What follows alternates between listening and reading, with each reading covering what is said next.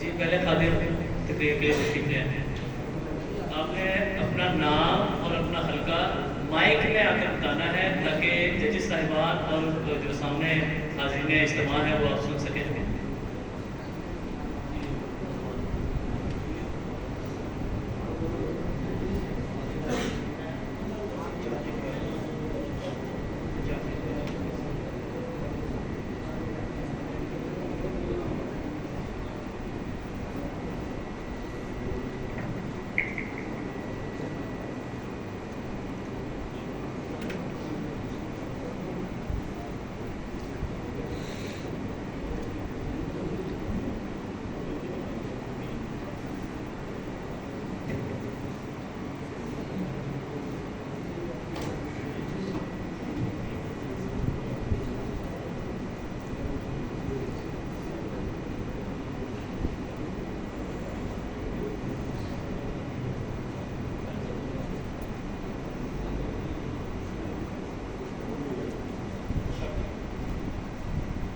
ونصلي على رسوله الكريم اما بعد فاعوذ بالله من الشیطان الرجیم بسم اللہ الرحمن الرحیم. ثابت حضرت اور میرے پیارے بھائیوں، السلام علیکم ورحمۃ اللہ وبرکاتہ.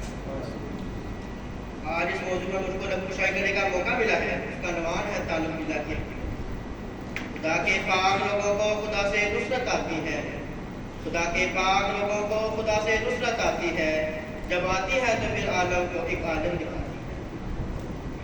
سیدنا حضرت مسیح موعود علیہ السلام کو اللہ تعالیٰ سے اتنی زیادہ محبت تھی کہ آپ اللہ تعالیٰ پر کامل توکل کامل بھروسہ تھا، اور آپ اتنی جلدی کسی انسان پر بھروسہ نہیں کیا کرتے تھے اور نہ ہی خدا کے علاوہ کسی سے مدد چاہیے. اس لیے اللہ تعالیٰ آپ علیہ السلام کا ہو گیا اور آپ علیہ السلام اللہ تعالیٰ کے ہو گئے. اللہ تعالیٰ نے آپ کو جلیل اللہ کے مقام سے نوازا، یعنی اللہ کا مہمان، اور آپ علیہ السلام نے اپنے آپ کو خدا کا شیر کہا. جو خدا کا ہے اسے للکارنا اچھا نہیں، جو خدا کا ہے اسے للکارنا اچھا نہیں. ہاتھ شیروں پہ نہ ڈال اے رو بے در سزا. اگر ہمارا یقین خدا تعالیٰ پر ہے کہ وہ ہماری دعا کو سنتا ہے اور قبول کرتا ہے. اگر تم چاہتے ہو کہ خدا تمہارا ہو جائے تو تم خدا تعالیٰ کے ہو جاؤ. تم رات کو سوئے ہوگے وہ تمہارے لیے جاگے گا. تو تم دشمن سے غافل ہوگے تو خدا تعالیٰ اس پر نظر رکھے گا اور اس کے منصوبوں کو توڑے گا. نماز دراصل اللہ تعالیٰ کو یاد کرنا ہے. اللہ تعالیٰ قرآن مجید میں فرماتا ہے اقیم الصلاۃ علی ذکری، یعنی مجھے یاد کرنے کے لیے نماز قائم ہے.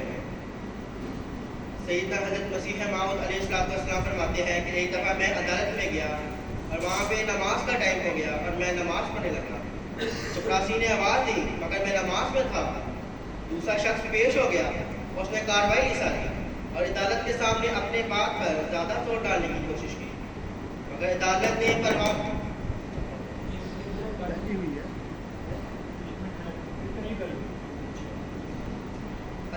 پرواہ نہ کی اور مقدمہ اس کے خلاف کر دیا اور مجھ کو ڈگری مل گئی. حضرت مسیح علیہ السلام فرماتے ہیں کہ میں تو عدالت میں حاضر بھی نہ تھا، پھر بھی میرے حق میں فیصلہ ہوا. یہ بہت بڑا الہی نشان ہے. ایک اور تعلق باللہ کی اہمیت کے بارے میں ایک اور واقعہ ہے کہ حضرت مسیح موعود علیہ السلام فرماتے ہیں کہ میں گھر کی دوسری منزل پہ سویا ہوا تھا اور میرے کمرے میں 15 سے 16 آدمی تھے. رات کو شبیر میں ٹھک ٹھک کی آواز آئی. میں نے اپنے آدمی کو اٹھایا اور کہا شبیر خوفناک ہے، یہاں سے چلتے ہیں. تو آدمی بولے کہ نہیں، چوہے کی آواز ہوگی، ڈرنے کی ضرورت نہیں ہے، کیا کر سو گے. تھوڑی دیر بعد جب دوبارہ آواز آئی تو میں نے پھر آدمی کو اٹھایا مگر انہوں نے پھر وہی جواب دیا کہ ڈرنے کی ضرورت نہیں ہے، کیا کر سو گے. جب تیسری بار آواز آئی تو میں نے ان کو بڑی سختی سے اٹھایا اور نکالا اور خود بھی نکلا. اور ابھی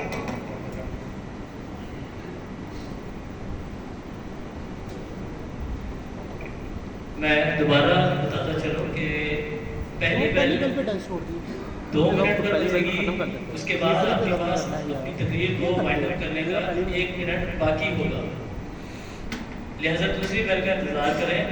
اگر آپ کی تقریر پہلے ختم ہو جاتی ہے تو ٹھیک ہے، ورنہ دوسری بیل تک کا انتظار کریں، پھر ڈائس پہ چھوڑیں۔ جزاک اللہ۔ 2 دفعہ نہیں ہے، پہلی دفعہ آپ کو ریڈی ہونا ہے، بالکل ڈل چھوڑ دیں۔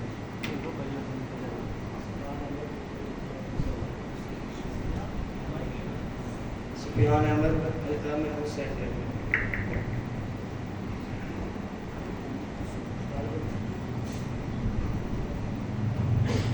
نحمده ونصلي على رسوله الكريم اما بعد فاعوذ بالله من الشیطان الرجیم بسم اللہ الرحمن الرحیم۔ جناب صدر اور میرے عزیز ساتھیوں، السلام علیکم۔ آج مجھے جس موضوع پر لگکشائی کرنے کا موقع ملا ہے وہ ہے تعلق باللہ۔ خدا تعالیٰ قرآن مجید میں فرماتا ہے یا ایھا الناس انکا قادح الی ربک قدحا فلیقی۔